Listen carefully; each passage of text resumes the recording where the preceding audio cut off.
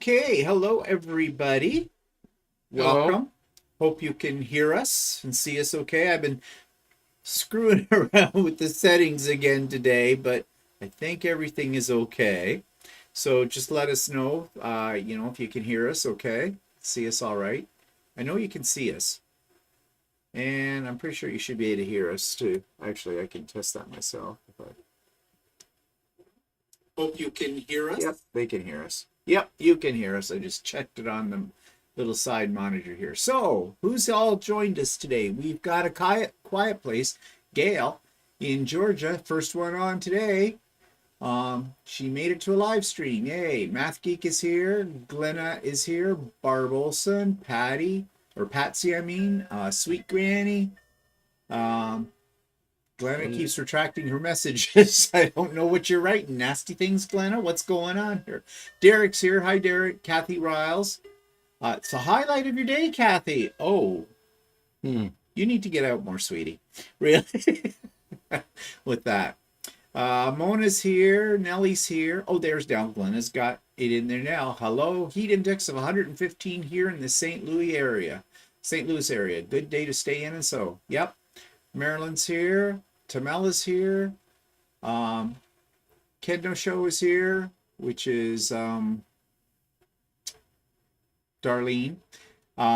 Kathy's here. Trish is here from Cornwall, UK. Okay. We have a Cornwall in Ontario too, you know, about 2.5 hours to the east of us. Kathy Koss from Utica, Michigan is here. Shelley Clark. Hello, Shelley. And Stephanie's here. Hi, Stephanie. Cheryl is here.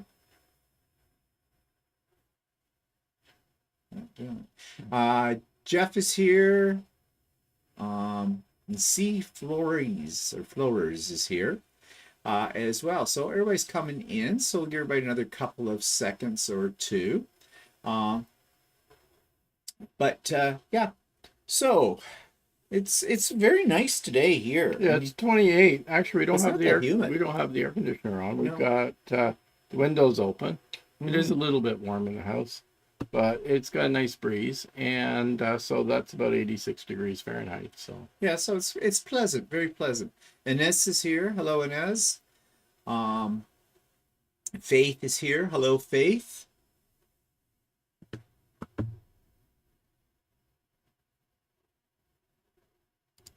Okay, there's always this thing pops up. If you're wondering why I suddenly went silent staring up, because we're looking at the YouTube channel, and there's just things saying you can earn more money if you click here.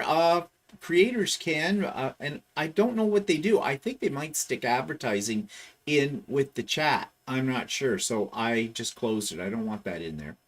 Marilyn says, so sorry, Cheryl, for my condolences. Sherry Cook says, hello from Atlanta, very hot here. Sue says, hi, seems like I'm spending the weekend with you. Yeah, Sue, we got to stop meeting like this. 102 Fahrenheit, Missouri. What are we all going to do when it gets colder? We won't have anything to talk about with it. maybe it won't get colder. Yeah, maybe. So everybody is saying, sorry, Cheryl, I missed something. Oh, I see. I missed the message. Oh, that's too bad, Cheryl. Sorry to hear that. Anyways, let's get right into what we're going to talk about today. Show you some things. I'm not sure if you've seen the snowman table runner all finished or not, but oh well, I'm going to show it to you again anyways, just in case you haven't. And let me get it up here. And there it is, all done. I'm really happy with it. Turned out really nice. It is cute. It is going to be a gift. So, yeah, it's all... I don't need one. You're not getting it. I'm not making you a table runner. Jeez. I like making table runners, you know, but the thing is, I have umpteen million table runners, and so that's why I have to start giving them away. Maybe you could have opened a booth up to a thing we were at today, but we'll talk about that in a moment or two. So, yep, it's all done. And let's see, what else did I do? Okay, I've been working, and those of you that were on the pop-up sew day the other day have seen these blocks. I'm putting them together for my Christmas quilt. And it is a Chelsea Stratton design. I talked about it on Idiot Quilter. And it's coming along. It's a lot of little pieces, though. Why the one in the middle doesn't look like it's a star? Where? One up. That's because I'm going to change that. That's the colors of the fabric. If you look, the colors of the fabric are blend into the background fabric. So it is a star. See, there's the point. Point through there. If you look at it over there too, but it's I didn't realize that when I was picking the fabric at random, because you just pick them at random. So that one I'm going to redo because it blends. It looks like a square. Yeah, I know. It blends into the background. But yeah, I'm getting rid of. I should have taken that down.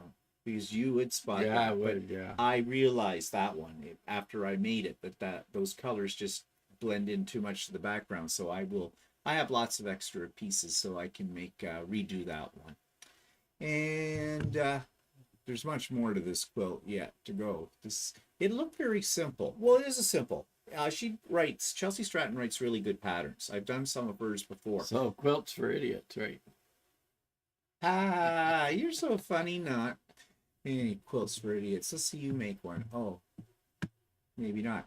And these are just some blocks I've been working on for potentially another Quilt of Valor. The ones below are done with the AccuQuilt die that I have. And this one at the top, I found right on the Quilt of Valor website, actually, they had a free pattern. And the blocks are made up from scrappy pieces of fabric. And I thought, actually, it's good use of your scraps. And I think it could look really quite cute when it's done with all the different colors. So that was the test block that I made. It's actually not the full block because there's some other pieces that go around it to make it a little bigger according to the pattern, if I actually follow the pattern. I don't know yet. But yeah, I cut everything out with the AccuQuilt with that because it just takes some 3-inch and 2-inch squares to make these little pieces. And I just threw all my scraps through the AccuQuilt and created a huge big box of all the squares for this. So I'm kind of looking at it as, palette cleanser. When I'm not in the mood to work on something else, but want to do something this quick, I, do a couple of these little blocks and add to it. And I just ordered some more of the old Canada fabric because I was getting low of it on it from Ultimate Sewing this afternoon. I put it in order. Also ordered some Halloween fabric because I really liked it. I wasn't planning to make anything more Halloween, but you know how it goes. You see the cute fabric, you gotta have it. So yeah, $300 later, I have an order in it. Ultimate Sewing. Yeah. So I guess we know what we're doing on Tuesday. Yep, going there. But I've already sent them an email to remind them to give me my discount because that's the one thing I hate about their website. Because Shirley gives you, if you buy a sewing machine from her for life, she gives you, I think it's 10% off your fabric. And there is no spot on that website when you order it to add your discount. It should recognize your phone number when you put in there that it's an automatic. Yeah, discount. You would think it would, but it doesn't. And maybe I should ask Emily about that because Emily is more astute when it comes to computer programs. So I sent them a little email and said, just a reminder on my order, do you want to take it off before I come in or do you want to take it off when I'm there? Because they have to go in and do a transaction on my credit card, which is a pain in the butt for them, really. But, I want my discount. Because that discount represents about $30 on this order. So yeah, but it would make life easier, and there must be a way to do it. Well, see, I think the problem is that she's worried that if she gives out a discount code, then everybody will start passing it around. Well, yeah, but like you said, I wonder if there's some way they use. I think it's Shopify. Yeah. Or something like that. There must be a facility in there where you can put in it recognizes a person's telephone number because you log in to buy the stuff, and then when it sees the number, it would know to give the discount. But who knows? Whatever. Who knows? They're not that sophisticated there. No, that's true when it comes to technology. So maybe I will talk to Emily, the store manager. She's a little more with it on the technology, maybe. She can do something, or maybe there is a problem why they can't do it. So let's see before we see what Walter's been working on. Sue says, looking forward to a good shiver. Okay. Thank you, Kathy and Trish. You'll regret saying that when it really gets cold. Yeah. Then we'll all be bitching about the cold. Well, instead of talking about how high the temperature is, we'll talk about how cold the temperature is. Yeah, I mean, that's what people do all the time when we were used to be at work. When I used to be at work, everybody would talk about the weather. They'd talk it would be too hot in the summer. It'd be too cold in the winter. It'd be too rainy. It would be too dry. Yeah. So we're never happy as human beings on this planet. Pat says the table runner melted when it got to me. So cute.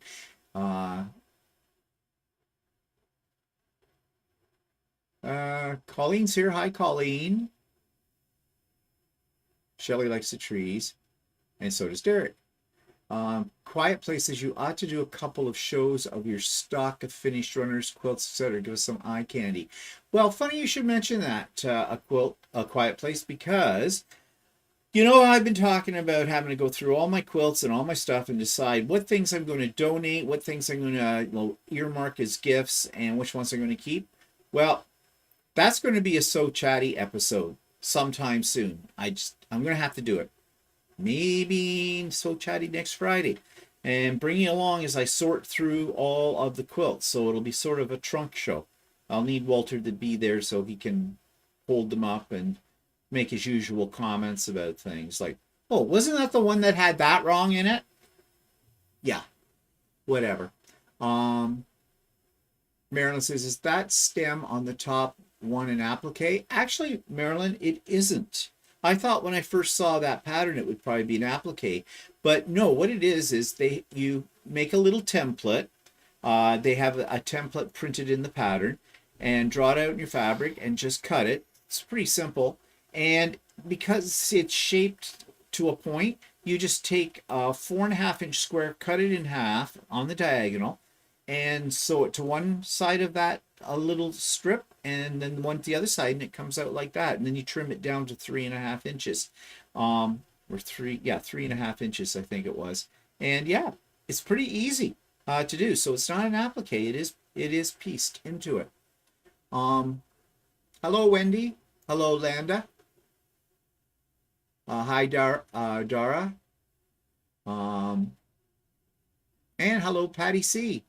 So, anyways, that's what I've been doing. But Walter was off to a sew day yesterday. We're going to talk a little bit more about that because they had a very interesting person show up yesterday for it. But in the meantime, we'll show you what Walter's been working on, which is my next shirt, my next kitty cat shirt. Do you want to get it? You should have had it sitting over here. Yeah, I should have. It is the kitty cat shirt. Only thing that's missing on it, I got it all done except I got to put buttons and buttonholes on, which I will do this week. So yeah, probably on Wednesday. So I'll get to wear it while the weather's still warm enough for it. Yay! So yeah. It's very cute. I think that's the third pussycat shirt I have now. I have a lot of pussycat shirts with that. But yeah, that looks good. And it's in my color scheme too. So yeah, it's going to look good on me. Math Geek says, I really like Chelsea Stratton's patterns too. The trees and stars are lovely. Yeah, her patterns are always very well written, very clear. This one though, having said that, there was a little confusion in the way she said about when you're using a jelly roll and you're using a charm pack, and she talked about keeping prints together or whatever, but she had a diagram, so I was able to figure it out, but it was a little confusing as to what she meant by that, but not major. I figured it out, I think. Hi, Landa from Colorado. You love cats, but you don't have one or two. No, we don't, Dara. We had one. We had one for 13 years, Cleo. She was our princess, and she passed away in 2015. She had pancreatic cancer, and that just wrecked us because that was the hardest thing I ever had to do in my life, was to make arrangements to have her, put down to sleep. I don't like the word put down. Put to sleep. Euthanized. Whatever. Infinite sleep. But yeah, and ever since then, there's other reasons we don't have a cat too. We want to travel again still, and we worry. It's not that if we go away, we have people come in and look after. When we had Cleo, she was so well looked after when we were gone that when we came home, she'd look at us and go, oh, yeah, and we would actually limit the length of time we took on a vacation because they didn't want to leave the cat by herself that long.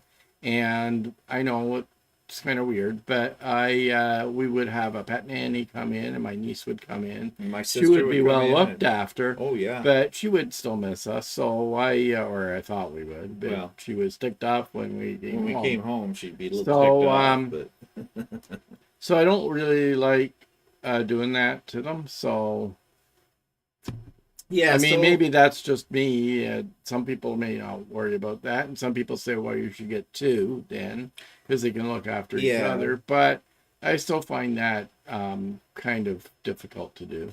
Yeah, and on top of it all too, we remember the good times we had with Cleo and that, but there were some We've some not so good not so good times. times either, as well. I mean, cats are cats and cats rule. So, you've got to play by their rules or you don't win the game with a cat. But it's what the other thing I'm thinking of is I don't want to have to go through that end of life thing with another one.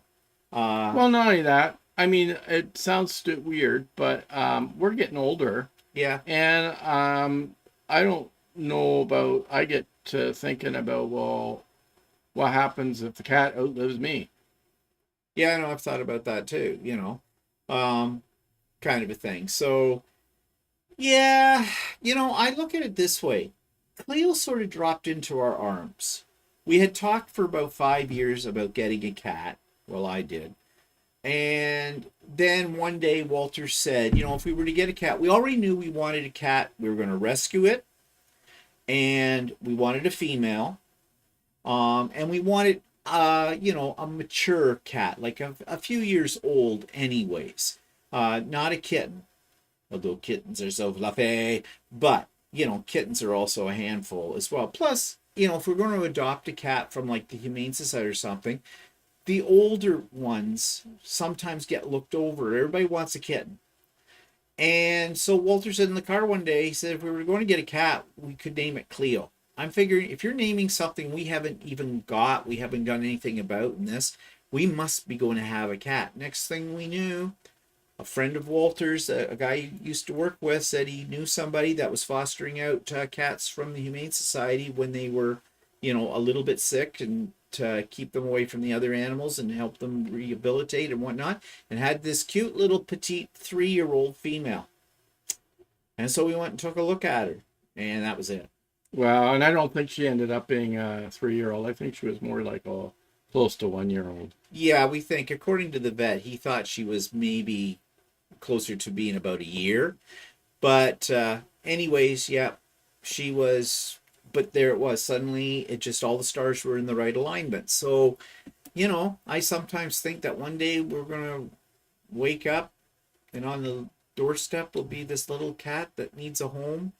And then I'm thinking, I've even to the point where I've thought, maybe we should purchase a bag of kitty litter and a box and some food and just keep it on hand in case that ever happened, that we be prepared. I don't know, but we'll see. We'll see what happens. If it's meant to be, it will be, I guess. Um, let's start saying, I think it's Melissa, also. hi, I think Melissa. it's also, Colleen. I think it's also different if you're on your own. Like, Yeah, I mean, it becomes a companion to you. So yeah, that's true. So I don't know. We'll see. So hello, Melissa. Dara says, "Oh, so sad, Cleo. It's hard. I've been through that too." Yeah. Shelly said she had 3 cats. We do come to a point in your life when you no longer want the extra stress. And they are stress, because they are part of your family. You treat them the way you would treat a kid in your household. Or well, I would treat the cat better. But, I mean, the cat I love. Kids, fend for yourself. But, I do think that the answer, yeah, you do tend to get really attached to animals because animals require you to feed them and to look after them and stuff like that. yeah, Len says, then you have 2 PO kitties. Yeah, Two. pissed off kitties. Oh, yeah, true. uh, yeah, taking our Len just said, I'm dreading taking our cruise with the Grands because of the dog. Now, dogs are a different Yeah, situation dogs. from Like, I mean, cats. what happened when we went away, we would hire what they called a pet nanny, and they would come in and clean out her litter and feed, and well, she would make sure she had food, and because we had a free feeder, she would eat whenever she wanted to, Yeah, and so all she did was make sure there was food and played with her for a little bit, and then left again. So, but she would only be there for about 20 minutes or or half half an an hour hour.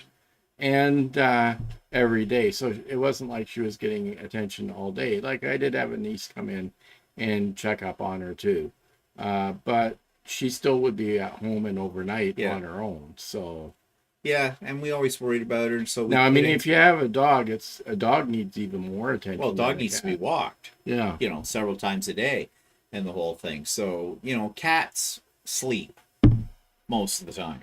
So, but nevertheless, we worried. We put in what we call kitty cams. We had cameras in her inside the house to see where she was and what she was doing wherever we were in the world. Only thing is, she pretty much figured out where she could lay down just out of the range of the camera, so we weren't sure where she was with that. But yeah, someday maybe. Brenda says you can't have any pets due to taking longer vacations. Finding someone to water my plants is a problem. Well, if you have a problem with the plants, you have a problem with the cat. Hi, Andy. Hi, Jeannie. Hey, are you together? You came on at the same time. Yeah. Landa's always had animals, and once we lose this one, we won't have another. Yeah. But I see everybody, quilters especially, seem to have an affinity to pets, and they're in their quilting rooms, sewing rooms, and everything like that. And the cats especially, they just hop right up and they're in the camera shot and do what cats do best, show you their rear end on there. But I love seeing them. And yeah, I don't know. I think it would be so cute to have a cat. Of course, I know what would happen. Cat would look and go, quilts, comfy. I'd just lay all over your fabric and probably be up on the when Cleo was younger, she used to get up on the computers and that kind of stuff too. So, yeah, and one cat generates an awful lot of hair. Yeah, no matter how much you brush them and vacuum, still a lot of hair. But who knows? Anyways, down the road maybe something will happen. Shelley says, for us it was the cats plus elder care of parents, and we just got burned out taking care of others. Yeah, I can see that, and I know all about looking after, we both know all about looking after aging parents and everything that goes there. Yep. Actually, cats are much easier than aging parents. Yeah, Land, I agree. Cats are easier than dogs, for sure. Jeannie says, not together, unfortunately. Okay, just both came in at the same time. That was fun. Anyway, so yeah, that's the whole story with the cats there. So what went on this past week? Well, of course, we had Sewing with Stephanie and Stephen on Wednesday, and there'll be another one this coming Wednesday starting at 9 o'clock. Links in the show notes, except we'll be missing Stephanie. So you'll just have me. I'll watch, there'll be 2 people show up after that. But yeah, Stephanie will not be there. I think Stephanie's getting ready or going off to her retreat. I think Stephanie can fill us in on that. She's here. Angel's here. Hi, Angel. Yep, so that's coming up. Now, speaking of Stephanie on her live last night, if you didn't see it, and you should see it, especially if you're interested in the topic of retreats, because Stephanie had sort of a panel discussion with 5 of us. There was Russ from Quilt Meets World, Shannon from Slay Arts, myself, Bev. I'm not sure what Bev's last name is. I forgot. Bev doesn't have a YouTube channel, but she's a regular friend of Stephanie's. And Philippa from Australia, who actually, while we were doing the live and talking about retreats, was actually in attendance at a retreat in Australia that she goes to on a regular basis. And she even showed us, while we were online, kangaroos that were hanging out at the retreat as well, outside of the retreat building. And I love kangaroos because they're so fluffy. And so she showed them, these were wild kangaroos. How wild are they? Well, a couple of them were still drinking out of martini glasses at that time of the day. But that was really nice to see where she was doing her retreat and talking about it. So basically, we're talking about it from, what do you need to know about going to a retreat, especially if you're a first timer. Russ was joining us as a first timer. He's never been to a retreat before, but he's going to Stephanie's in December, as are Walter and I, of course. And so hopefully people glean some interesting information out of what we had to say. And if you're interested, you should check it out. And I've put a link to that particular video on Stephanie's channel down in the show notes, so you can click on that and check it out later if you so desire. But I enjoyed the time. Had a good time on there talking about it all. I don't think any of us were sewing. I was having a beer, but it was a long day. It was right after the pop-up sew day. I needed a drink. Not really, but yeah, really. So there was that. Let's see, anybody saying anything here before I move on? Barb says it was a great panel discussion. Good. Oh, and as said, they had cats that come to our patio every afternoon. She's a beauty, but my granddaughter's allergic to her, so I can't bring her inside. I love her, and she lives close because she is well fed. Yeah, she's just doing the rounds. There are some cats like that, you know. They tend to be social, those ones. Yeah, Stephanie says I will pop in on Wednesday when I land in Washington. Okay, so on Wednesday you're off to the retreat, then you'll be flying. Boy, your arms will be tired. Landis said, I had a quilting cat. My boxer pit was my low sugar indicator. It really was hard when I lost them. Yeah. Val says, I'm retired and have raised a grand cat and a grand dog, which I still have. Then I have a cat of my own. Okay, so you've had lots of experience with kitties. Gail's here. Hi, Gail. And she found the live very informative. Well, that's good. Marianne's here. Hi, Marianne. Oh, mine's the only retreat that Marianne's been on. And we did talk about virtual retreats because, as you know, I run 2 of them a year. Next one, advance notice, is coming up October 21st. Stay tuned. Middle of September, there'll be much more detail about that. And Shelley found it informative and fun as well. Okay, so we had that. Now, if you saw So Chatty on Friday, and if you didn't see So Chatty on Friday, and if you're interested in the new Janome machines that they've just announced but have not released yet, the M6 and the M8, we did sort of a comparison based on what literature we could find about these machines out there. So if you are looking for a new sewing machine, or you're thinking about upgrading your sewing machine and you like Janome products, or thought you'd like to try a Janome product, then you might want to check out that video that we put up there. And remember, the stuff we say on that video is based on our personal opinion, based on our knowledge of Janome machines, because we're Janome boys. Yeah, but I mean, just because we're Janome boys doesn't mean we're not pushing it, and we're not we don't get any bonus from. We're not affiliated with them. Well, in fact, our review of those is probably on a little bit on the negative side. Yeah, because we're being honest of what we think about them. Live information. Thought live was informative. Okay. So there's that. So we had a pop-up sew day, which was a true pop-up sew day because everybody got only 12 hours notice about it, because I didn't know I was going to have one either on Saturday. Reason being is Walter went off with his sewing group, but you didn't know they were having one until, when did you know? Well, I didn't know for sure that they were having one until a few days before, a couple of days before. And I was kind of wondering if they were going to have one, because several people that normally go, or one of the main people that goes, couldn't go that.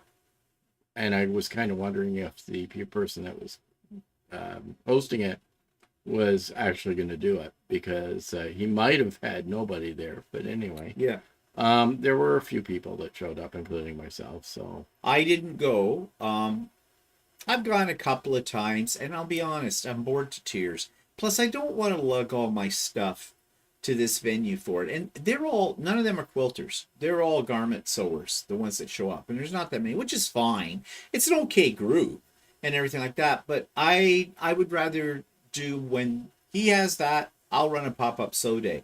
So the last couple of pop-up sew days, I've given about 5 days notice, 4 or 5 days, because those were actually planned. This one, I didn't know until 2 o'clock Friday afternoon. Well, he's having another one on September 9th, so I don't know if I'm going to that one. I probably will. Okay, that might be another pop-up sew day then, September the 9th. I'll make an announcement I'll have about to that check the in date more if advance. that's correct. I think it was September the 9th. But anyways, I'll make an announcement as I always do. But one of the ways you can get the information directly to your email box is to join my mailing list. That's I always send it out on that as well, and I usually send out stuff about not usually, I do send out things about the retreat and stuff like that. That's all. I don't send you out any other information or anything, so don't worry if you're one of those people that already belongs to an umpteen million mailing lists like I do, and you just don't need another one. Don't worry. I only send you stuff that's pertinent to the time. Like, I don't send you anything else or anything like that. I'm not a business, okay? So you won't be inundated with emails from me. So if you're interested, you just my email address is in the show notes. You just send me a line saying, "Hey, I want to be part of your mailing list," and I go, "Okay, hey, no problem, put you on there." I need your first and last name, real first and last name, okay? And I need your email address, which will appear in your email to me. But if you prefer a different email address for contact, then you'll need to put that in the body of the message as well. Okay. You may wonder why I asked for your first and last name. To keep you legit. Okay. And I don't want pseudonyms or nicknames. Okay. Yeah, you don't want people to come on that's are gonna give you trouble. So yeah, like, and not that I ever had any trouble, but I want these people, I want to be able to recognize them when they come onto my Zoom to know exactly who they are. Now, I know for some of you, when you come on a Zoom, you're still missing the part where you can change your name. Like, it may come up with whatever you have it defaulted for. Like, John's iPad. Or, yeah, John's iPad or something like that, or your husband's name or something like that. Just before you join, if you look up at the top, you will see what it's going to call you. You just click on that little line and just backspace over it and put in what you should be called. I can do it too when you come online, and I think you can do it yourself too. But for a lot of people, they get very confused with how to do that. And I think you can change it after you get on. Yeah, but and I do change it because as soon as somebody comes on that I don't know, the first thing you'll hear me say is, "Hi, iPad guest. Who are you really?" And I will keep bugging you until I find out. Because, and actually, there's been a few times where I've had to make a threat and say, "If you do not tell me who you are, I'm sorry, I'll have to assume you're a scammer and I am going to block you." So that's why I ask for your real name. First and last, please. Why the last name? You know how many people I have on my Zooms that are named Teresa or Margaret or ones like that? Yeah. Yeah, and it gets very confusing when people are trying to talk to somebody on there and they say, "Hey, Margaret, did you?" And then 3 Margarets answer at once. And no one's sure which Margaret it's supposed to be for. So that's why I do that. There is method to my madness, okay? Yeah, so the pop-up sew day was fun. I got a lot done. I think a lot of other people got done. I was really surprised at the number of people we had. I think at the height of it, we had over 30. And because it was last minute, and it was also a decent day, at least in our area anyways, and I thought maybe people would be out and about. So that was really great that there was more than just me there. Anybody saying anything that I should look at? Okay. Oh, Barb says, "Oh, hello, Janice. Stephen, I know you've told us how you started quilting, but how did you get involved with embroidery?" I was at a class one day, and there was a lady in the class who had her. No, I wasn't in a class. I came into the store one day, Ultimate Sewing, and in the classroom there was an embroidery machine all set up. It turned out to be the Janome 15,000, and I'm watching this thing, and I'm going, "Ooh, that is so cool. I really like that." I mean, really, there was also precedence in that. My sister, a long time ago, had an older embroidery machine, and she did a couple of small items that she embroidered for me. Like, she made me a house coat and had a parrot embroidered on the pocket and stuff like that. And so that sort of always fascinated me. And it also, when you're exposed to that, you sort of think of embroidery, machine embroidery, or something like that. So, it's something that you kind of think about. But of course, you're just looking at, is it embroidering an animal or monogram or something like that. It isn't until you actually get an embroidery machine and you start investigating more stuff that you learn of all the different things you can do with an embroidery machine that are more than just embroidery projects, right? So at the time too, this was the 15,000 was a combination machine. It was a sewing machine and it was a embroidery machine, and I was doing a lot of quilting, and it had a bigger throat for that. So I thought, okay, and she was having a sale, and I said, because this was an expensive machine, it was like $14,000 retail. But she, of course, is a dealer. And when I say she, I mean the owner of Ultimate Sewing, Shirley. And I said to Shirley, so if I want one of those machines, what's it really going to cost me? And she said, I'll sell it to you for $7,500, including the tax. Yeah, but she sold you the previous year's model, right? The previous year's model. But I got the upgrade kit for it, so it was okay. And I said, sold, wrap it. And never looked back until I had a lot of problems with that machine. Yeah. And I'm not going to get into the stories about that because I have gone into that. There's a series in the early videos of Idiot Quilter. You will find a series on the problems I had with the 15,000. There's actually a playlist in there. Yeah, so Steve had that 15,000 first and learned how to use it. And I mean, I was still always fascinated about the things that my sister could do. And so I sort of watched what Steve was doing on his and stuff, and sort of wanted my own machine as well.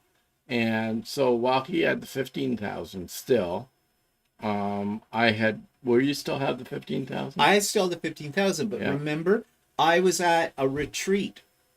You weren't at that retreat, I don't think, or it was something I was at, and... Oh, yeah, that's right. He was at a retreat, and I had been thinking about getting my own embroidery machine. I had been looking to get the 500E or whatever. And he was at a retreat, and he said somebody heard that they had a 450E, which was an earlier model of the 500E, and that they had a really good price for it secondhand. So I did contact the person that was selling it, and it was sort of somebody had supposedly not used it a lot and was selling it for a certain price. But then I got to figuring out the prices, and that 450E didn't come with all the hoops, right? That came with the newer models. So I talked to the owner of Ultimate Sewing at the time, and the 550E had just come out, and so I asked her about it. She could sell me a new 500E, which was the previous model, or a new 550E for a couple $100 more. But he hemmed and he hawed and he hemmed and hawed some more, because he does this all the time. He says, oh, just buy the bloody thing, for God's sake. And so he did. So I did. And then I got into it after he was doing it. So I had to learn all about stabilizers and things like that. So, and then I traded in the 15,000 for my Continental M7 and for a 550E embroidery machine, because I was so fed up with the 15,000 at the time. And I can say this, and again, we are not affiliated with Janome or anything. We just happen to have Janome machines. Why do we have Janome machines and not Bernina's? Nothing against Bernina, although, I always make the joke about drinking the Kool-Aid for Bernina's. But it's because our local quilt store, she is an authorized Janome dealer and services them in the whole bit. So, and I have looked at the Berninas later on, and at one point in time we were thinking about getting, maybe we should get a Bernina. And then I got to thinking about it, and I thought, well, the 550E does what I want it to do, and my 6700P does what I want it to do. So why do I need another sewing machine? Yeah. I mean, it is tempting because they're nice and shiny and new. It's like looking at new cars. kind of, ooh, shiny and new. It's got that new sewing machine smell, kind of a thing. But no. And I have been very, very happy with my 550E, and I have been extremely happy with my M7. And that's why we did the thing on So Chatty, looking at the M6 and the M8 now that they've come out with, and talked about that. Again, you need to go see that video if you haven't, to understand what we're talking about. But yeah, that's how we got into embroidery and have never looked back. I probably do more than Walter does. Yeah, he does a lot more than I do. He does a lot more projects than I do on it. He has more applique stuff that he does on it. But I'll use mine when I want to do a project with it. Yeah. So I like it. So, but we talked about on So Chatty back some time ago. We talked a lot about embroidery machines, what you need to know, what you should do, what you shouldn't do, and things like that, based all on our own personal experiences. They can be frustrating depending on what you're doing and depending on your computer technology. Or knowledge, actually. And not only that, there is a certain unique set of troubleshooting skills that you need to have with it as well. But anybody can learn it, anybody can do it, and you can have wonderful results from it. So don't, if you've been thinking about it and you're trying to justify it, don't try to justify it. If you want it, get it. This whole thing about, oh, I can't rationalize why I would need an embroidery machine. Does anybody need an embroidery machine? No. So scratch that off your little checklist right there. Do you want one? If you say yes, then get one. Get one. And enjoy something new, another creative aspect in your sewing toolbox, and you'll love it. You'll really love it. I do. Absolutely love it. So backing up here to what people are saying. Janice says, hello, Stephen Walter. This is my first time on live with you. Well, welcome. Usually watch on TV. Enjoy your chats. I live in North Carolina. Well, welcome, Janice. We answered Stephanie's question. Kelly's Cruises, Crafts, and Quilts says, hello, gentlemen, and my other quilting friends. So Kelly's here. Hi, Kelly.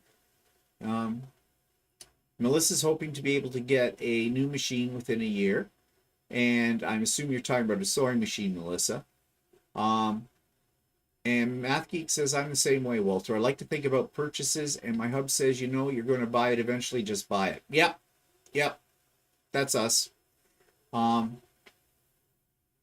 Derek says, I've been considering learning more about embroidery and applique. Tracy Perks has been doing some short lives about free motion embroidery with a standard sewing machine, which has made me curious. Yeah, she calls it free motion embroidery. I call it thread painting. I don't know if they are exactly the same thing, but when I interviewed Tracy, she talked about that because she's really into it. But either way, it's stunning what she does. So, it's another avenue out there. Now, you can't do thread painting or free motion embroidery with an embroidery machine. And what she's doing is either thread painting, or she's also using the decorative stitches in a creative way on a domestic sewing machine. And that's, you don't have the freedom to be able to do that with an embroidery machine. It's based upon programs that you buy to create whatever product it is that you want to do. And Steffi says she's a Janome girl. If I were interested in an embroidery machine, is the 550E the one that you recommend? It's the one we use. So we're used to it. The one thing that I like about it, I've looked at other embroidery machines, and it really depends on how much you're willing to pay as well. Yeah, because they're pricey. They are expensive, and or not. They are pricey. Okay. Yeah. And the one thing nice about the 550E is it's one that has various sizes of hoops. So they have the 550E does come with a substantially large hoop that you can do embroidery on. A lot of people make the mistake when they buy an embroidery machine. They say, "Oh, I just want to do a little project. I don't need that many little tiny things, right? I don't need big hoops, right?" But that limits you to what you can do with it, right? If all you want to do is do a monogram on something, then that might suffice. But if you want to do something like a new project like Steve does, then you really need a model that does a bigger thing. The one nice thing about the 550E is it's a dedicated embroidery machine. Even though it looks like a sewing machine, you cannot sew on it. Yeah. So, but you're now touching on stuff that we have talked about many times over. I'm giving you a brief overview, I guess. What I think, to get back to Stephanie's question, to answer it more directly, we use the 550Es, but with Janome, they don't have another machine except for the M17, and they have a Skyline S9, but the M17 and the Skyline S9 are combination machines. They sew and they embroider. And my experience, I will never buy a combination machine again. Too many problems can go wrong with it. You are better off, in my opinion, to have a separate sewing machine and a separate embroidery machine.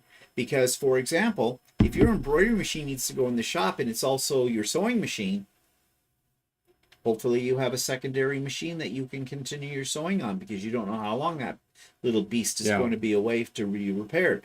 Whereas if it's something with the embroidery machine, it's just the embroidery machine. You're still merrily on your way. I think Bernina actually produces a dedicated embroidery machine as well. And Brothers have several models that you can get. And they have different hoop sizes. You can get a cheaper Brother one, but it may not have a big hoop size on it. So didn't really look into the Brothers. So no, and there are other ones, like Angel says she has a Brother machine, embroidery machine. It really depends on what application you want it for. Well, it really depends on what's available in your area. Yeah, I mean, in Canada, we don't have a big following for Brother machines, whereas in the U.S., there is much more availability of Brother machines. So Barb wants to know if you've considered embroidering something on the pocket of my shirts. I have thought of doing that, but I have not really found anything that I really want to embroider on a pocket or something. A lot of the shirts I make have a high amount of pattern on it. And to me, embroidery kind of needs to be on something a little on the plainer side. Yeah. For me. Well, and there isn't really anything that I can think of to embroider on. Yeah, my logo. Yeah, I could do that. But no, you couldn't do that. It is so much thread in it and very dense, it's more like a patch. I could just get one and put, like, I'm an idiot or something like that. You should make a special shirts for the retreat. Yeah. That say Idiot Quilter on them. Yeah. Mine can say the Idiot Quilter and yours can say I'm with the idiot. Or whatever. Yeah. Kelly says staying inside away from smoke. Visibility is about 1 kilometer. Yeah. Sorry that you are living in our smoke trail.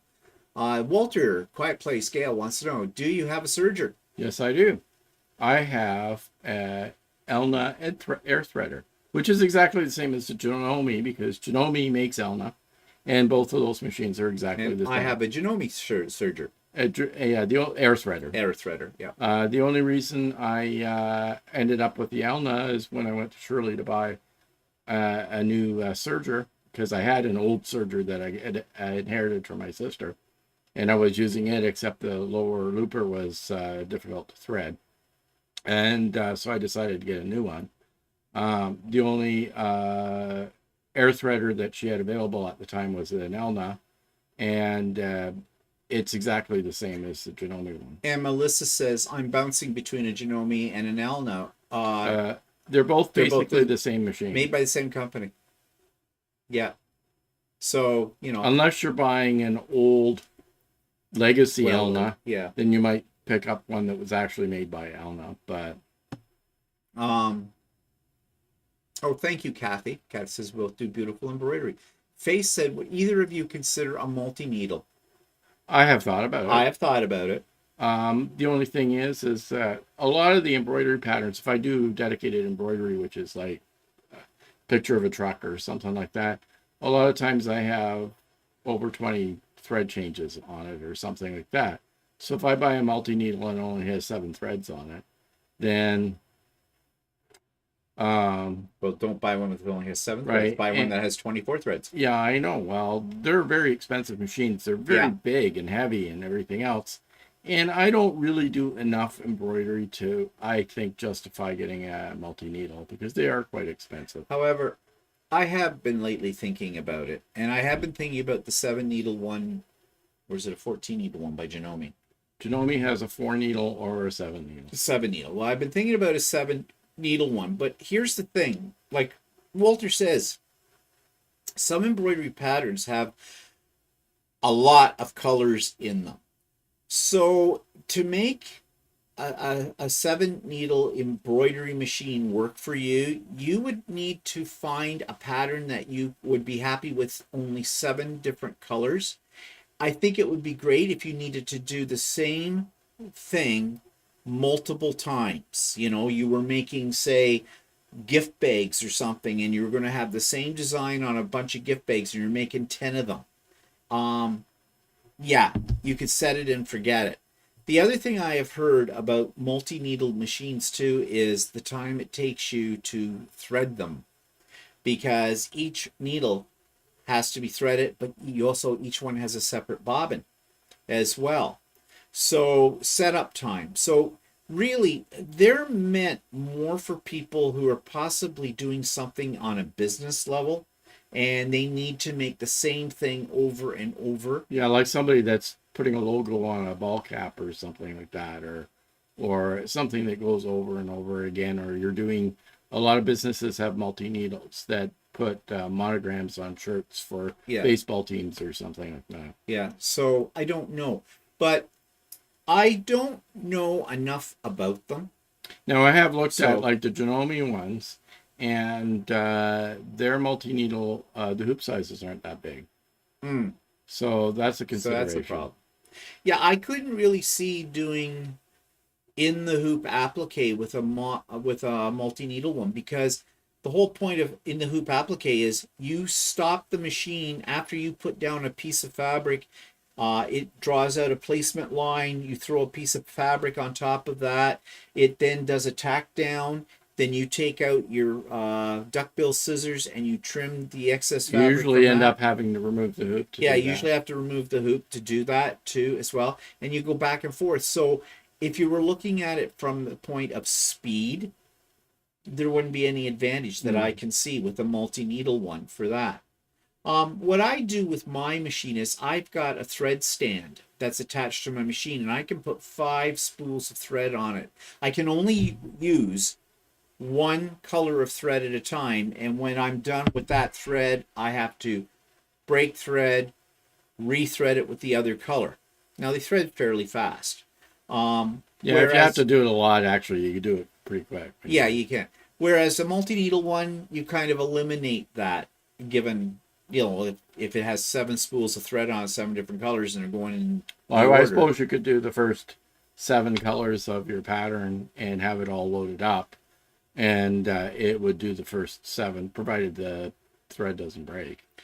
Well, you can do that with mine too. I can, and I do that sometimes. I will go to, if I've got a pattern that's going to have, you know, the same color in various spots, then I will manually go down on the viewing screen and say, okay, I want this one now, and then after that's done, I want this one, so I don't have to change thread as often. But it depends on how the pattern's been designed, because one of the ways they get a shadow effect is in the way that the order of the colors occur, because it will, your embroidery machine pattern might put a lighter shade or a darker shade of a color on top of one that's already done and move it slightly off to the side of it to give you this offset. One thing a lot of people don't realize is that when you're using an embroidery machine, even if it's just a single thread that you're changing, you're never changing the bobbin. The bobbin always remains the same. Yeah. So you're just doing the upper thread. You're not changing both a bobbin thread and an upper thread. No. Stephanie says the M17 is ridiculous, way too big and expensive. The 550 is doable. Yeah, the M17 is astronomical in price. When they came out with it, their retail price was $26,000. Now I think they're about $15,000. They've dropped. They've been dropping the price on them. I don't think it went down to $15,000. Yes, it is. It's if you look up Shirley's list price for the M17, I think it's $15.99 or whatever. Okay, that tells you something. They're not selling. Yeah. They're big, huge. They look really nice, but you need a huge work area for them. And you're not going to be transporting it anywhere because they weigh about, what was it, 60 pounds? Mm-hmm. Something like that. Yeah. And as I said before, I have a bias against all-in-one machines like sewing and embroidery because of the problems I had with the 15,000. And the 15,000 was the forerunner to the M17, basically. So yeah, I wouldn't go there. Like Stephanie says, the 550E is much more manageable at about $3,000. Yeah, well, you got to remember, it's also the 550E is like, the M17 is basically a combination between the M7 and an embroidery machine. And it does have a larger hoop than the 550E. It has the largest hoop of any. But most of the time, you wouldn't need that size hoop when you're doing embroidery. They're trying to push it as a machine that you can put a quilt on and quilt it using the embroidery thing. And that's just a discussion for another day. In fact, we've had that discussion.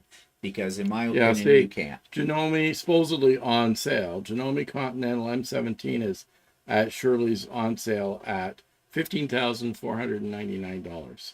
Yeah. Supposedly regular price $25,000. But I have somehow. And there might be some dicker room in there too with it. Because I know with Shirley there is dickering room as well. But still, even at that price, that's an expensive piece of equipment. So you want to make sure you're going to use it. And it's huge, and you can't. It's not portable. That's what I just said. Welcome to this plane of existence. I wasn't listening to you. I know you don't. You really should, because I'm important. Let's see here what's going on up here. Go up. Come on, go up, go up. Angel says her brother has a 6x10 hoop, which is a good size hoop. Shelly says, my friend got an embroidery machine off marketplace for free. It's the only time I would say go for a 4x4 hoop. Once she decides if she likes embroidery, she can then search for one with a bigger hoop. Well, if you got it for nothing, yeah. And I think that's a good idea too. Like 4x4 hoop, play around with it. It costs you nothing. Sure. But I wouldn't go out and buy a new one that only has a 4x4 hoop because a lot of people think, like even the guy that that taught me how to sew shirts says, "Oh, I only need an embroidery machine that has a little hoop because I only want to do little embroidery projects." Right? Yeah. Well, he decided to do the whole back of a shirt, and he needed the big hoop for that. So he goes, "Well, I guess I need actually a bigger hoop." So yeah. And the thing is, you may not be able to buy a bigger hoop depending on the machine. Yeah, most machines are come with the biggest hoop that they can do, and you can't just turn around you can buy a 500E. The biggest hoop is 7.9 by 11, and the 550E is 7.9 by 14, right? But you can't buy a 500E and buy a larger hoop and assume it's going to work. It doesn't work that way. Yeah. You have to buy the machine that is dedicated for the largest hoop. Yeah. Inez says, I don't think you're an idiot, Steve. Thanks, Inez. I don't either. Shug says, I agree. I would only need a multi-needle if I was using it for an embroidery business. Yeah. But it isn't necessarily off the table for me. You never know. Yeah. I like my toys. Patsy says, I had to have a multi-needle, bought it, and don't use it much at all. Yeah, well, that's the thing. Patsy says, in the hoop applique is a murder on a multi-needle. Oh, yeah. Yeah, definitely. I would say it would be. Landa has to run. Okay, bye, Landa. Quiet Play. Gail says, great. What thread are you using on your serger? I have to bite the bullet and use something other than sailbin cone thread. Well... I use cone thread. Yeah. But I use good quality cone thread. Yeah. Serger threads tend to be less expensive. Yeah. But you need like 3 to 4 cones of it to do the serging. I buy I'll either buy at Ultimate Sewing whatever she has for cone thread, or I've been using the sewing type thread that Monfil sells. It's a good quality cone thread. Monfil, if you don't know, you can check them out, monfil.ca. They're in Quebec.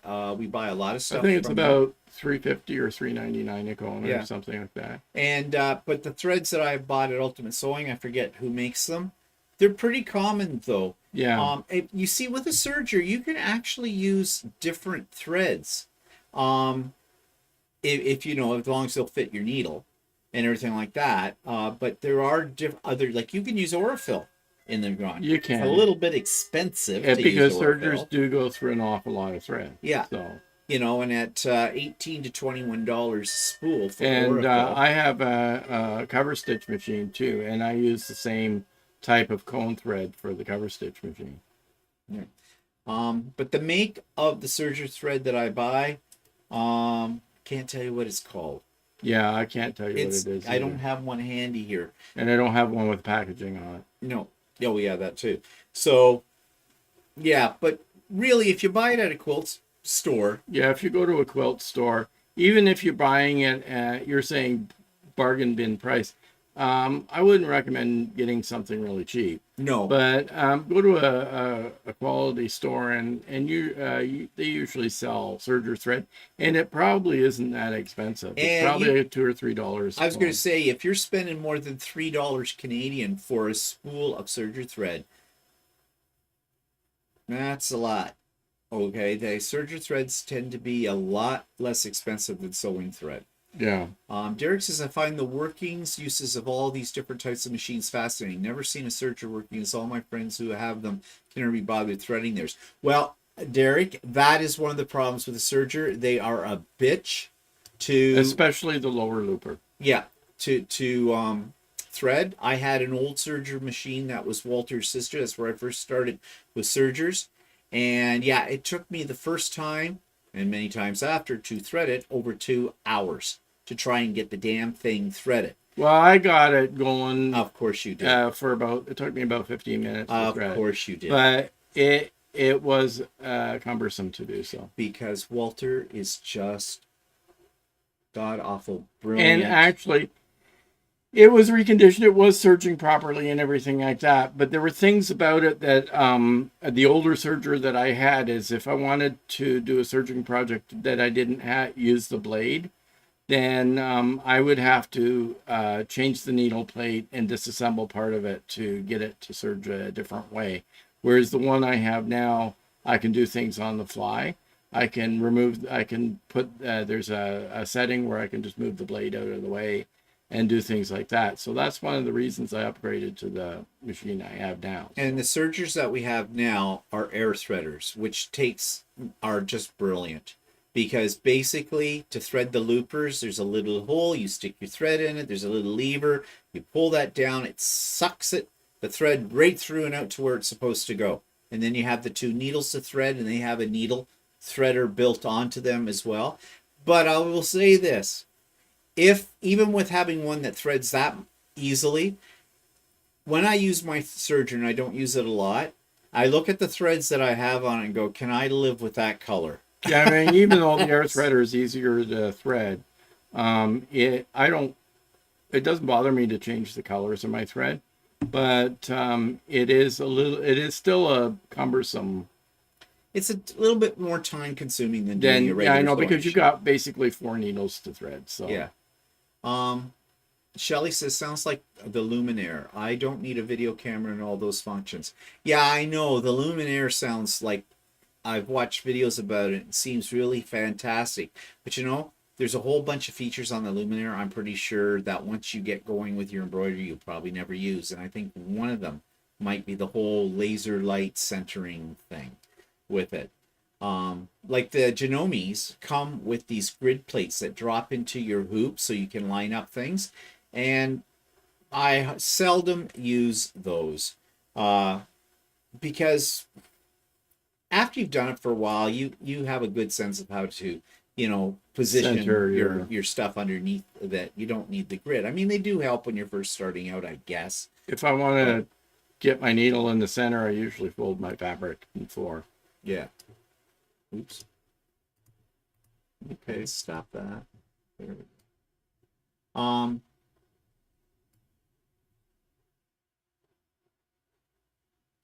Matthew says, when I went to buy my Juki straight stitch, they wanted to sell me a giant expensive combo machine to do quilting in the hoop. Not for me, thanks. Again, you've heard me say this many times before, and I don't think I'm wrong. They will try to sell you these most very elaborate machines, like the M17. They're trying to make it sound like you don't need a long arm. It'll make your life so much easier at a lot cheaper price than buying a long arm to quilt an entire quilt. There are a few very special individuals out there in the world that have been successful with that. I don't think she's around to it, but Shirley from Around to It has been successful doing it. But she will tell you it's a time-consuming process. I have done it, and I have done it successfully once. I will not do it again.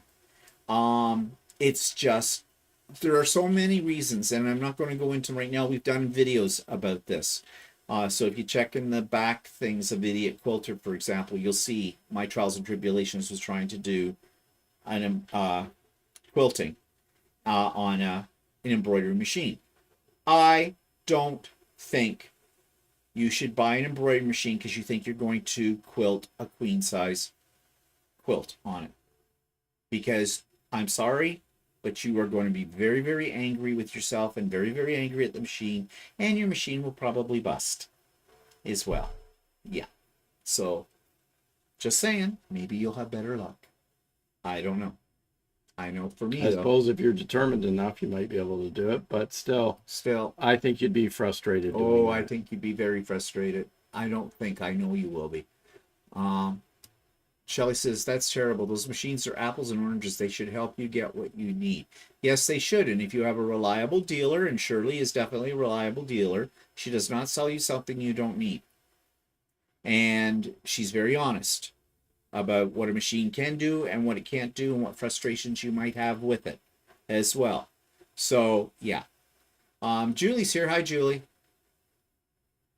Well, you'll have lots of thread. Yep, you'll have lots of thread now. Shelley's had surgery since 87. Thread the looper is not an issue for me. You just need trained snakes and a floss threaders. Yeah. And Matthew says, yay at Shelley Clark. I wasn't pleased with that salesperson. Fortunately, the harder their sales pitch, the less I want to buy. Yeah. And, unfortunately, there are ones in the sewing industry that are like used car salesmen. They just want to sell you a machine. Nope, you want somebody who has after-service care and knows what they're talking about. Barb says, Stephanie says, has anyone seen the new Brother Print Shop inkjet fabric printer? I haven't seen one in person, but I checked out videos about it. My gut reaction is this. Sounds really cool. Oh, I can print my own fabric. However, what they're not telling you, at least in the videos I saw, is how much the ink costs, how quickly you'll go through the ink, and how much the fabric from cone is going to cost you, because it comes on a roll. Not only that, how wide is the fabric? And how wide is the fabric and everything like that. Now, those are things that maybe they've answered. I haven't seen the answers to those yet. Also, it is a Brother printer. I'm sorry, I won't buy a Brother printer. I do not like Brother printers. Now, someone's on here is going to say, I've had a Brother printer for 20 years. I've never had a moment's problem with it. It's a great machine. I'm happy for you. I have had Brother machines, printers, hate them. They're pieces of junk, in my opinion, won't touch them. The other thing, too, about one of those printers, they're telling you on these videos and that how easy it is and whatnot. I have a feeling there's a learning curve with them. And with the expense, I imagine it's going to cost you more to print your own fabric in terms of time, equipment, ink, and all that kind of stuff than what you would spend if you found... If you spend, then what you would spend to send something out to Spoonflower or something like that, if you need large quantities of it. The other thing is you've got to think about this. Why do you want to print your own fabric? Now, the first thing that comes to mind is people thinking, well, I can do family pictures, Well, you can buy. There are ways to print on fabric, because those would be a block, right? As opposed to a whole bolt of fabric. There are ways, many, many ways, that you can do it with an existing inkjet printer. I've done it. There's products you can buy that you print right on that are fabric and the whole bit. Just do a search on YouTube. You will find hundreds and hundreds of videos about all that. But if you think you're going to be printing off with that machine, bolts and bolts of your own fabric, I don't think anybody's going to with it. And the machines are not cheap. They're I looked at them. I think they're $1,000, which actually I found that surprising. I thought they'd be more than that. But then I wasn't finding a quote though on the ink that you use, and I wasn't finding anything about what the fabric that goes in it. It's on a roll, how much that costs. So I think it's a new technology. I think I would hold off. I wouldn't be running out to buy one of those machines until it's been around for a while and the bugs have been worked out, and to see if it stays on the market, because that's probably the most significant factor. How long will it be on the market? If they don't sell, they're off the market. And if they don't sell and you have one and they take them off the market, if you need it serviced, that might cause a problem. I don't know. I don't know enough about them yet, but it is an interesting concept. Barb wants to know the difference between a serger and an overlocker and a cover stitch machine. Okay. Serger and an overlocker are the same. They're both basically the same machine. Sometimes they call them a serger, sometimes they call them an overlocker. Okay. A serger basically puts two pieces of fabric together and creates a hem, or not a hem, a join between two pieces of fabric, right? Sort of like if you're quilting and you join two pieces of fabric with your 1/4 inch. A serger will join two pieces of fabric, right? Sergers are often used for stretchy fabric, like if you're doing a t-shirt or something, because the stitches will stretch when you use that. That's one of the big reasons you have a serger, is to use it for stretchy fabric. However, you can use it for cotton as well. Like I use it to sew my sleeves in and my side seams. And I do something called a faux flat felled seam for it. So it gives me, it's a faster way of making a seam for me.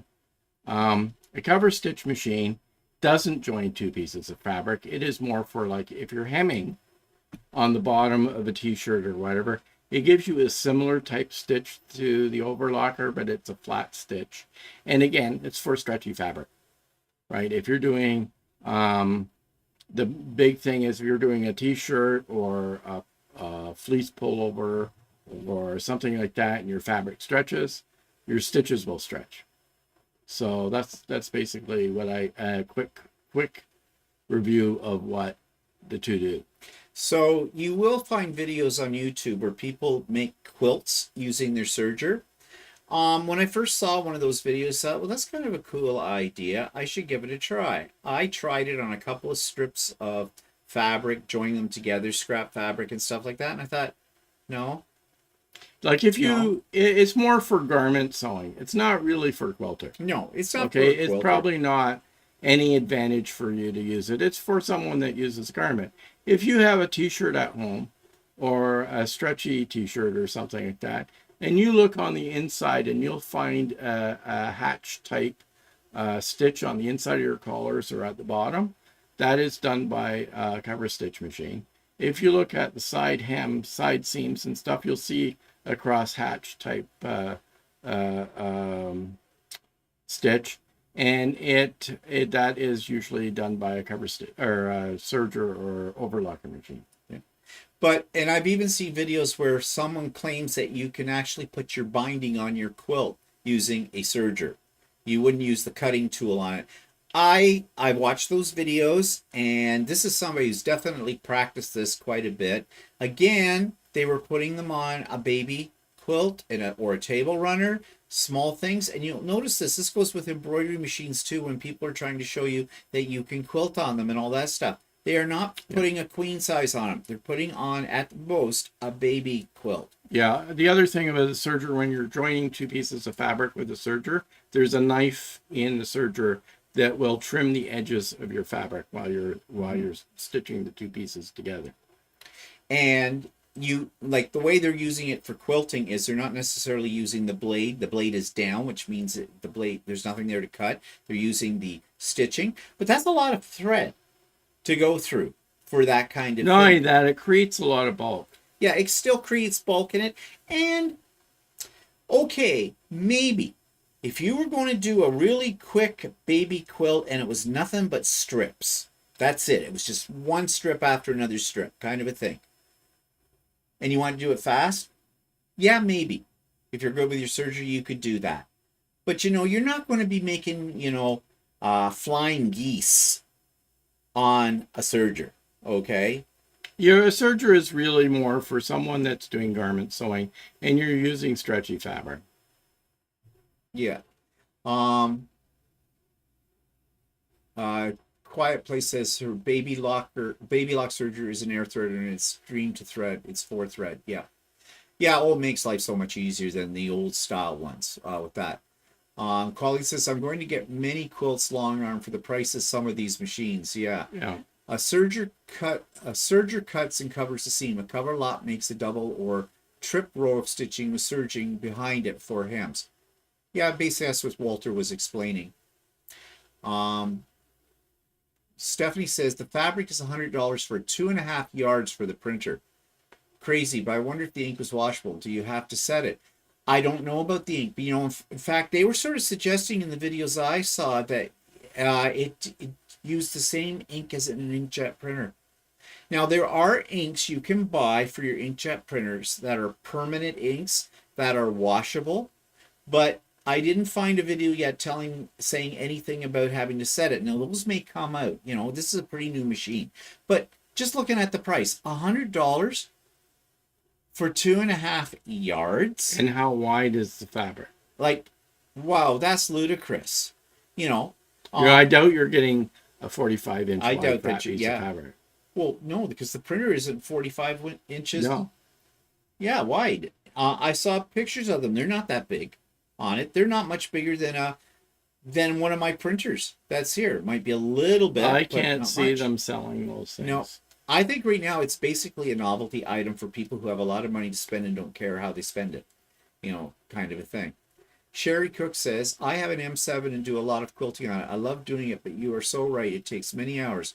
I do love free motion quilting. Maybe someday I'll get a long arm, but now I don't have room. If you're good at doing the quilting on your domestic machine and something like the M7 has a bigger throat on it, then, with practice makes perfect. Also, if you're just doing walking foot or straight line quilting or a pattern that's, not that involved, you can do it on your domestic machine. Yes, but you're going to be sore. I guarantee you're going to be sore afterwards because your shoulders are going to tense up, your arms are going to tense up, everything like that. But it can be done. But that's on a domestic sewing machine, not an embroidery machine. Again, two different types of machines here. The sewing industry, according to Shelley, says has moved to gadgets because they think they will sell more. They now have fabric printers, projection patterns, Cricut machines, AccuQuilt, all expensive and maybe not improvement. Okay, you're quite right about that. We've already talked about fabric printers. Projection patterns, those are Yeah, actually, I know a few people that bought projectors and hung them from the ceiling to project a sewing pattern onto a mat so that they cut out the pattern more easily. Sorry, I don't really go for that because I think the amount of time they spend to find out, hang the printer or hang the projector and calibrate it so that you have an actual size pattern.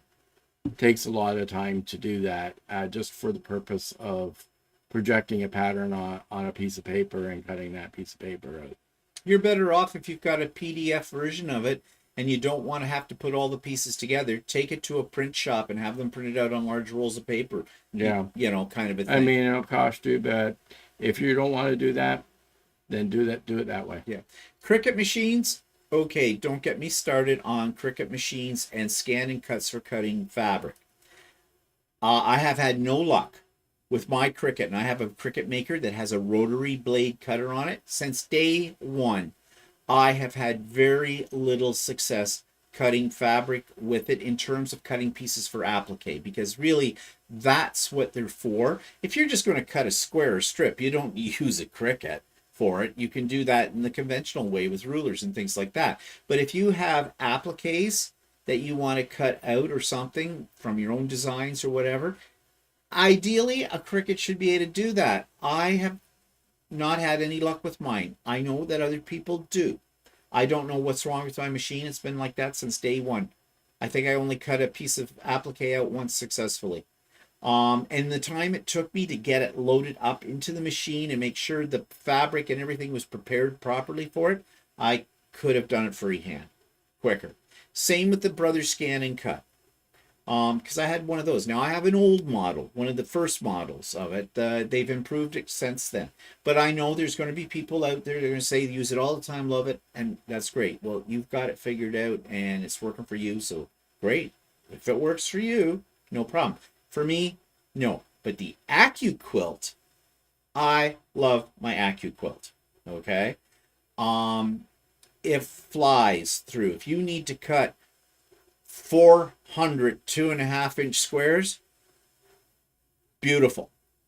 As far as applique are concerned, yes, but the problem is those appliques are kind of expensive because it's a dedicated die.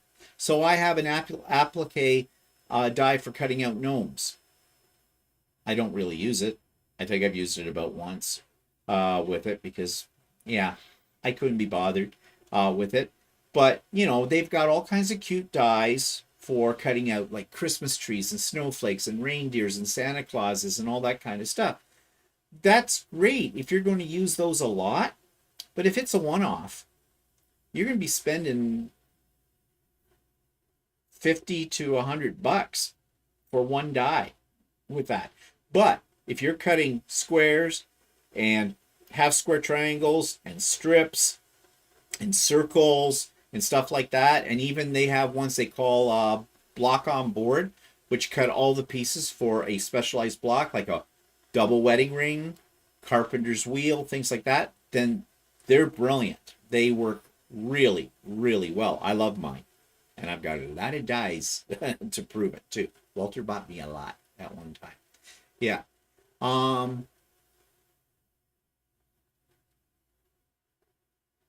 Colleen says, yes, Shelley, I still have my grandmother's cardboard templates for the maple leaf block. My mom used them too. Yeah. And Brenda always uses serger to sew on bindings. It's always flat, not bulky, then hand sew it down on the back. Interesting. If it works for you. If it works for you, Brenda. How big are your quilts, Brenda, that you're doing that with? Because I know you do a lot of art quilts.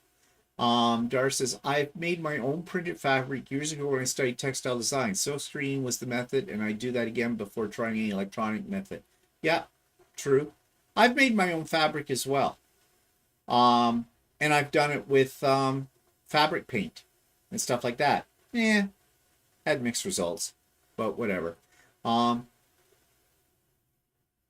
And Gail says serger also gathers woven fabric. Yeah, actually, a lot of people serge the edge of fabric that'll fray to keep it from fraying. Shelley says the only thing I use my scanning cut for is cutting gasket material or Hub's Model A. Sandra says, I've quilted many queen-size quilts on my Janome embroidery machine. How, Sandra? Make a video. I would love, I'm serious, I would love to see your process with that. And what are you, when you say you're doing that, are you doing an edge-to-edge design or are you doing individual blocks? I'm sorry I'm negative about it, okay? But I am. If you want to do individual blocks with pattern and it's not a continuous design, yes. Is that quilting? No, that's embroidery. It is. I'm sorry, it is. But if you're doing edge-to-edge design and you're getting all your edges to match up and everything and the spacing is perfect in that, please, please make a video the next time you do one and send it to me. Because I would love to see that done. Sheldon says she loves her AccuQuilt too, but the dies are very overpriced. They have a monopoly. Oh yeah, they're expensive. There's no two ways about it. I've got a lot of money tied up in mine, like thousands in there. But yeah, but I do love them. And if you suffer from arthritis in your hands or have that kind of thing, and you know, so when you're using a rotary cutter and that, it's really causing you pain, AccuQuilt, especially the electric one, that's the one I have, the Go Big, is the way to go. because it'll save your pain. Brenda says most quilts are twin size for Lima's charity quilts. Yep. Well, good for you, Brenda. That you do that. I know you can do it. I don't hand sew though, so for me, there's no advantage. I do both sides of my binding with my domestic machine, because you know me and hand sewing, I'd be blood, guts, and gore with all of that. But yeah, but if it works for you, if you find a technique and it works for you, there's nothing wrong with that. Do it. Do it for sure. I'm just being very honest about my experience with it. Okay, so we're getting close to the end of our time. So a lot of things here we didn't know we were going to talk about, but we did, and that's okay. I have hit over 9,000 subscribers. Yay! In fact, I'm at 9,006. I only need 994 more before December 31st to meet my goal this year of 10,000 subscribers. I don't think I'm going to make it. But yeah. Anyways, thank you for all of you that had decided to subscribe. I really appreciate it. Do I get a big award for this? No. Do I make lots of money because of it? No. Why am I doing it? It's for my ego. So there you go. You know the secret. Another exciting things this week. Car got settled with the insurance company. Walter is very, very relieved and very, very happy. Hasn't got the check in his little grubby hand yet, but it'll be coming. But got more than we figured they were going. Didn't have to really argue with them. I didn't really have to argue with them. They gave me a reasonable offer, so. Yep. So it was actually a surprising offer. So happy about that. And at the same time as he found out about that, we were contacted by the window people, and they're going to replace our transom window that's only taken since like last January. Supposedly this Thursday. This Thursday. Seeing is believing. And seeing what kind of mess they make of it. And hopefully all will go well there. So, yeah. So, that's all been good news this week. Thank you, Shelley. Thank you, Math Geek. Thank you, Barb. Thank you all. You are the reason why it's gone up there, because you've subscribed. And if you haven't subscribed and you check out our videos on a regular basis, it costs you nothing. Hit that subscribe button. The algorithm will love you. Write comments. The algorithm will like you. And let's have a likes. Give me a thumbs up, too. If you don't like me, say nothing. Okay, so what's that? There, that's the advertisement. You hear that all the time from everybody on that. Okay, so very quickly, we had a few comments from last week's videos. On the video where we talked about the Neighbours app, where all the busy nosy bodies in the neighborhood write on that about stupid things. Lisa wrote, our Nextdoor app in the US is so toxic that I deleted it. Too many political discussions. It's a great way to learn to dislike your neighbors. And Barb McKinley wrote, most of our neighborhood chats are just about stolen cars. The worst was of a dead cat. In case you're, this is in quotation marks, in case you're looking for your pet, ... I hope the owner never saw it. Yeah, I've seen those ones, yeah. Oh, in case you're looking for your cat, we saw Fluffy squished in the middle of the road down the street. You might want to bring a shovel. Yeah. And another comment from a Karen. Sorry, that sounded bad. From Karen. And it's cut off here. Karen something, but I can't see it. I keep to myself, but I enjoy the dumb things people post in neighborhood groups. Oh my God, the rat thing. The very same people that cry about gardens bringing rats never pick up their dog poop, which also brings them. So does construction. Okay. Yeah, it is a form of entertainment at times. Yeah. Slay Arts, who's Shannon, said, I can always count on my neighborhood's Facebook group for a great laugh. Folks have way too much time on their hands, which includes me, who spends it laughing at crazy neighbors posting ridiculous things on Facebook. You know, that's very true, though. I mean, I don't write on that app at all, but I check it daily just to see what kind of stupid crap is going to come up. Yeah, I mean, okay, am I any better than those ones that write on it? I don't know. Then there was a comment, a very interesting comment. We talked about tipping and, you know, how it's gotten out of hand. And this was a really good comment. This came from Dara Rowland. She said, hotel tipping.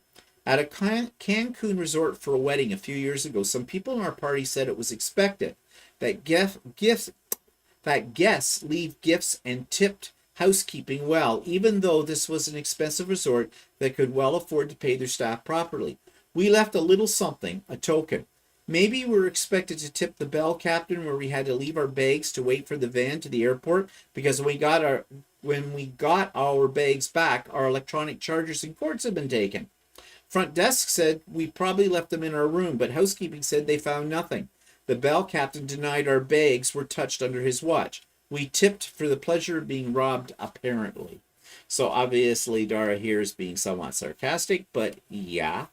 So yeah, tipping is just out of hand, but we've already had that discussion, but I thought that was an interesting comment from Dara. And so thank you all of you that made comments. I try to go through them all in the week and use this time space here, and sometimes so chatty, to read the interesting ones out. But I do read all the comments. I do not respond to all comments. Some don't necessarily need a response. If I get a question, I will try to answer the question to the best of my ability if I think it is worthy. My show, my sandbox, my rules. Oh, hi, Nellie. Okay, so I think that's it, everybody. Thanks for joining us again today. Check out the videos next week. We went to Art in the Park this afternoon, and I did a little video of that. So if you're interested in that kind of thing, I'll have that video up tomorrow on my vlog, so you can check it out then. And there'll be other things, and who knows what this week will bring. Maybe Walter will be richer because he'll have a fat little check in his hand. Maybe we'll have a repaired window. Or maybe all hell will break loose and we don't know what's going to happen. So anyways, have a good weekend, everybody, what's left of it. And